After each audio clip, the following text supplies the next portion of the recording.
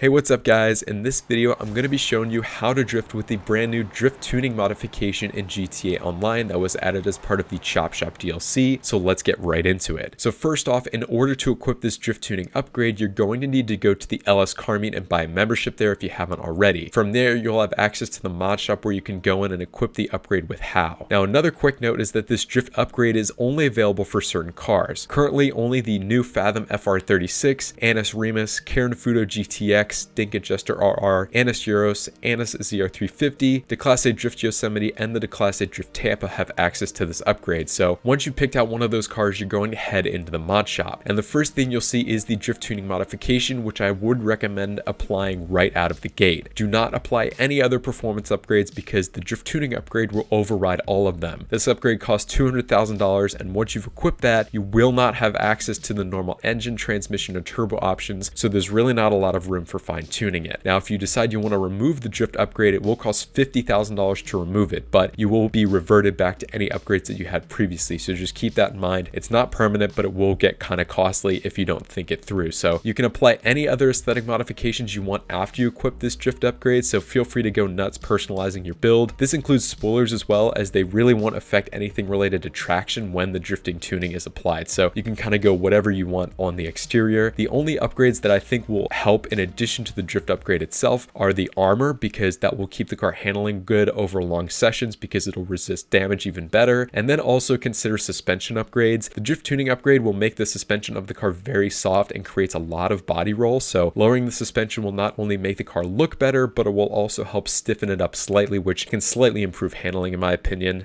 Really, the idea behind the drift tuning upgrade is quite simple. It combines all of the normal power upgrades and low grip tires together, but also adds some additional suspension tweaks and adds a lot more steering angle. So pretty simple upgrade, but it does help a lot. So now that we've covered all the theory behind the upgrades and the tuning, let's head right to the track. Now, first off, I will say that if you guys want the full drifting experience and you want detailed explanations of every aspect of the theory behind it, along with a view of my controller while I'm actually drifting, I would definitely go and check out my 3-part drifting tutorial series. While I will be touching on the main points in this video, it'll obviously be much more condensed. So if you want more insight, then definitely go give those guides a watch. Now, actually getting into the drifting, we want to first start with some slower donuts and figure eights. As will be made very clear throughout this guide, keeping your controller input smooth is critical for clean drifting. You're going to learn this very quickly when you attempt your first donuts. Because the drift tuning upgrade makes these cars much faster and adds quite a lot of grip, they will want to dart forwards and sweep out a much larger drift. Therefore, keeping these cars controlled in terms of speed and power is very important. For basic donuts around a central obstacle, you're going to start by flooring the gas to give the car a bit of a power boost, and then start steering in the direction that you want to drift to get the car sliding in that direction. And then you're going to occasionally let off the gas or tap the handbrake to keep the car from sliding out too wide. While you're doing this, you're going to be steering in the opposite direction of the drift, so that way you can keep the car guided on its path. And then you'll occasionally steer in the opposite direction of that drift for guidance too, just to keep the car aligned, and that way to make sure it doesn't dart forwards and hit the obstacle you're drifting around. Now, donuts are a really great way of combining the ideas of power control and counter steering together, as you need to do both to keep that controlled circular drift around the obstacle. The process here is really quite simple. You get the car sliding with some extra throttle input, then you fall into a rhythm of counter steering into an opposite direction of the drift to keep the car on the right path, and you use either the handbrake or letting off the gas to keep your speed controlled, just occasionally tapping the handbrake or occasionally letting off the gas. Obviously don't do it too frequently because it won't look as smooth, and you don't really need to, but yeah, it will help keep your speed controlled and keep the car smoothly going through that donut motion. Luckily, this drift tuning modification makes it really hard to spin out when you're doing these sorts of drifts, but if you do notice that your car falls off the line you're trying to follow, or it starts to begin spinning out, then you can let off the power a bit or use the handbrake to bring the car back to a controllable speed and to get it back on that line. Be sure to practice donuts in a counterclockwise and clockwise direction, so that way you can get familiar with everything pretty quickly. This should come quite easily. It's just a matter of finding that rhythm, and then from there you're going to try transitions between basic donuts and get some smooth figure eights going. Really, this is just a matter of recognizing the point of transition between 2 points you're going to be doing donuts around. So first off, you start by doing a donut around one obstacle, and then at about the halfway point between the second obstacle, you're going to start to steer in the complete opposite direction, while of course keeping your power and speed controlled. Now, as you do this, the car will start to rotate and drift in that other direction, and then you'll fall into another groove with counter steering and applying the power to keep the drift going. Gauging the point of when you must start to transition is probably the most important part of this all, so make sure you start slowly with things to make things a little bit more controllable and easy to understand. And then as you start to get more comfortable with donuts and then figure eights as well and linking them together, you can slowly get accustomed to carrying even more speed and then using a bit more of the car's power to link together everything even smoother. So we're gonna basically just go back through and review that. So donuts and figure eights, really it's just a matter of falling into that rhythm of controlling your car's speed with the handbrake or by letting off the gas, and then of course counter steering as necessary, and just knowing when you need to start pitching the car in the opposite direction and just knowing how to guide the car around these obstacles. It's really quite simple. So with those basic drifting drills covered, it's now time to get into higher speed and wider and longer drifts. So this can be really daunting if you've never tried it before. So as I said, make sure you're really comfortable with doing those slower speed donuts and figure eights first. When you feel like you're ready, start by driving around the place that you're drifting and try to map out the midpoints between each turn, because these are basically the rough areas where you're going to need to start transitioning during a drift. Now from here, you can start drifting by applying a lot of the throttle or by doing another entry,